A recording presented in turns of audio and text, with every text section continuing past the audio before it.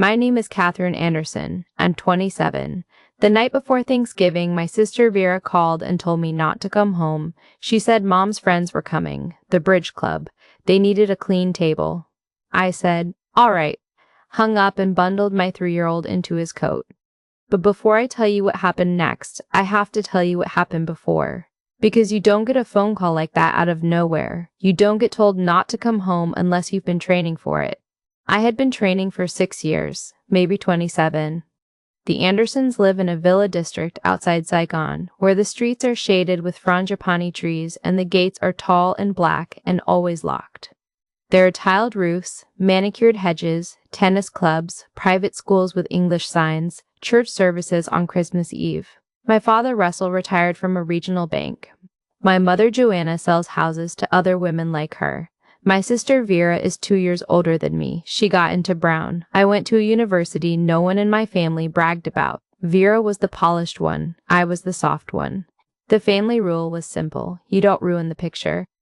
When I was 13, I cried over a B+ on a science test. My mother stopped me in the hallway and wiped my face with her thumb. She said, "We don't perform pain in this house, Catherine. We perform composure." I never cried in front of her again.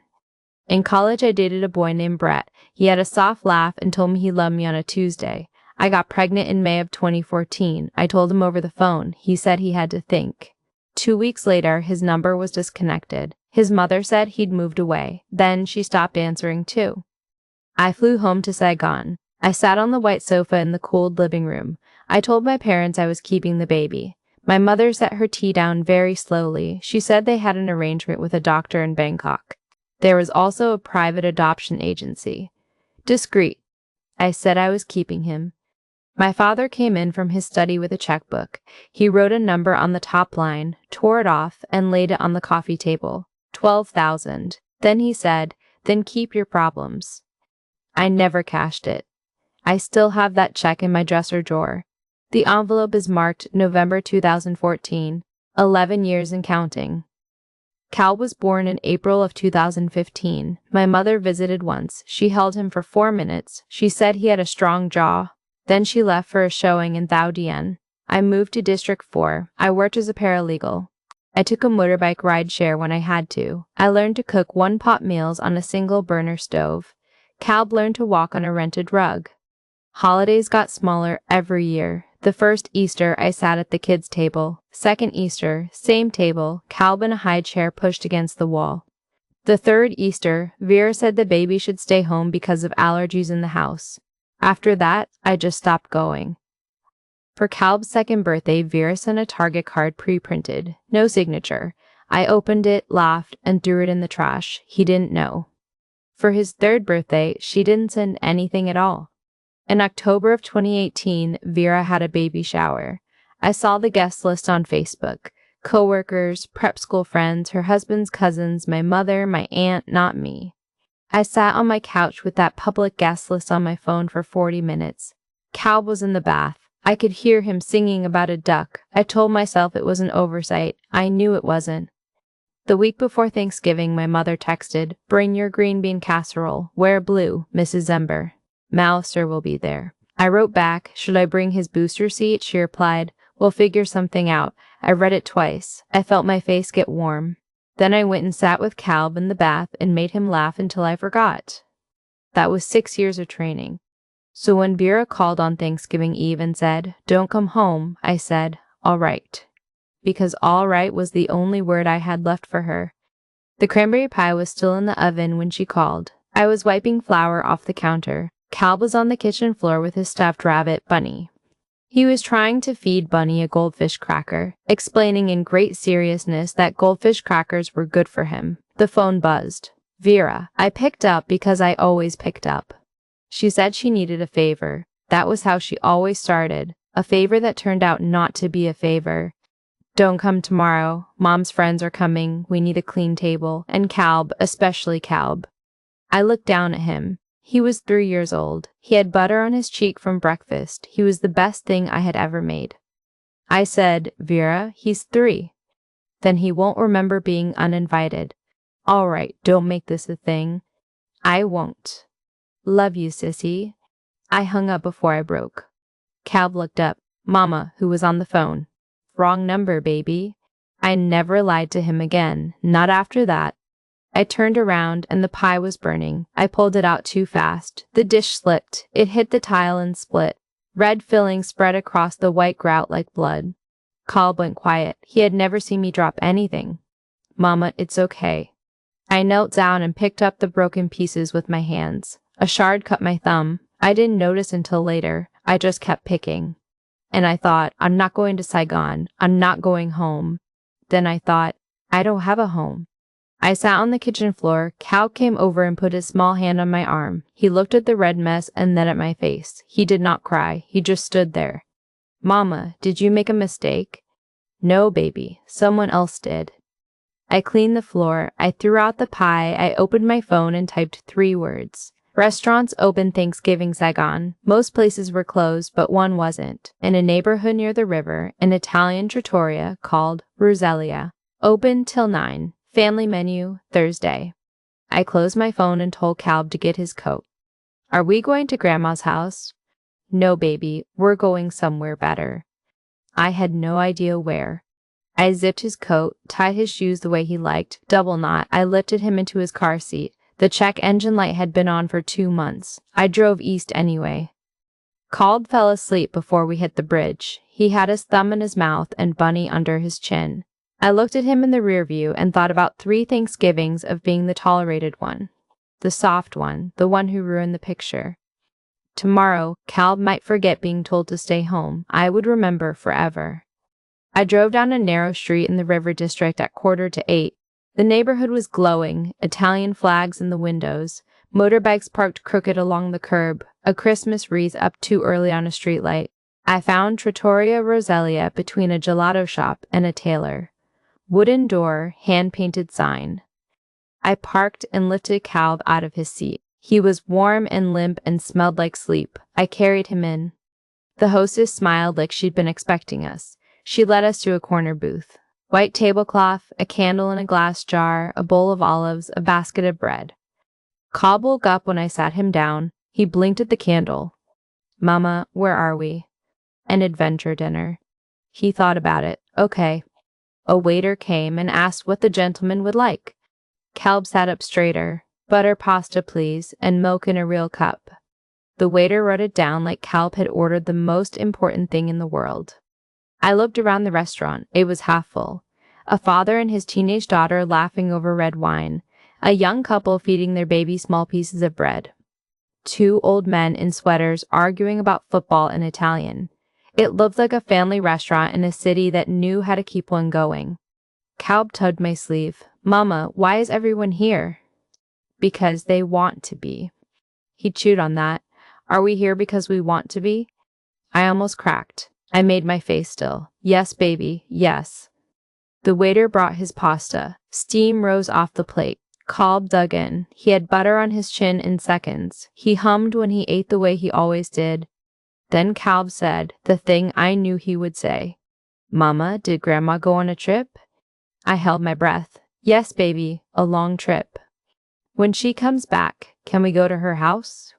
We'll see. He nodded the way 3-year-olds nod when they're accepting something they don't fully understand. He went back to his pasta. I picked up my water glass with 2 hands so it wouldn't shake. I told myself, not here, not in front of him. I felt the room get blurry. Then I noticed the older couple in the corner, a man in a navy jacket, a woman with her hair pinned up. They were watching us, not staring, watching softly. The woman stood up. She walked toward our table. She was small, maybe 5'2", silver hair pinned up, a gold cross at her throat, a navy pashmina with small silver stars along the edge. Her eyes were tired in the way that meant she had cried a lot in her life and gotten through it. She smiled at Calb first, then at me. Sweetheart, she said, our table is too big for 2 old people. Would you and your boy come sit with us? My husband won't let me eat alone with him much longer. The man at her table laughed quietly. I should have said no. I should have made an excuse. I said, we'd love to. Calb beamed. He grabbed Bunny by the ear. Mama, the lady has nice eyes. She laughed and put her hand on my shoulder. Just the lightest touch. The first warm hand I had felt all night. I'm Roselia, she said. Come.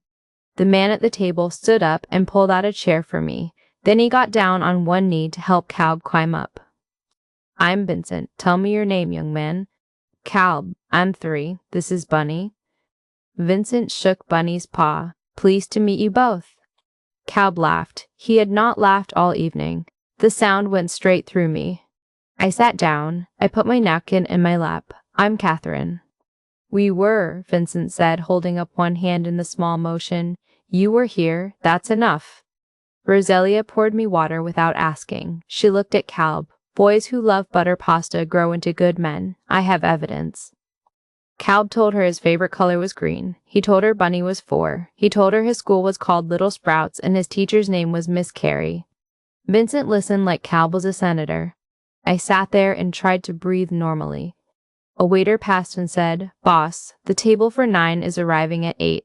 You want me to pull a corner top? Vincent nodded once. I felt my stomach turn. I looked at him. You own this place? He smiled. My name is on the door. I looked at Roselia. She was already cutting up a piece of bread for Calb without being asked. He picked it up and ate it. Why? I said. Why did you ask us over? Vincent looked at Roselia. She reached behind her chair and lifted a small framed photo. She turned it so I could see. A girl, maybe 16, bright eyes, a high school sweatshirt. The handwriting at the bottom said, Lucia, 1995. Our daughter, Roselia said. She liked butter pasta. She was sick in 1996. We lost her in the spring. She would have been 39 this year. I didn't speak. We have Thanksgiving here every year, Vincent said. She had her last birthday in this booth. We come back, we sit, we wash the doors, we pretend she's late. Roselia put the photo down, and tonight we saw a young woman come in with a sleeping boy and no plan. We knew the look, we knew it from the inside. I felt my eyes burn. I made my face still. I'm sorry, I said.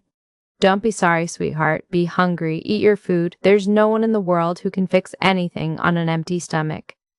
I laughed. It came out as a sob. I wiped it with the back of my hand. Calb looked up. I told him I was okay. Vincent slid a napkin toward me without making a thing of it. The food came. They had ordered too much. There were extra plates, extra bread. They didn't ask if we wanted any. They just shared. I ate. Calb ate. He hummed. He told Vincent the bread was the best bread in the world. Vincent nodded gravely. He's not wrong. Around 8,030, Calb put his head down on his arm.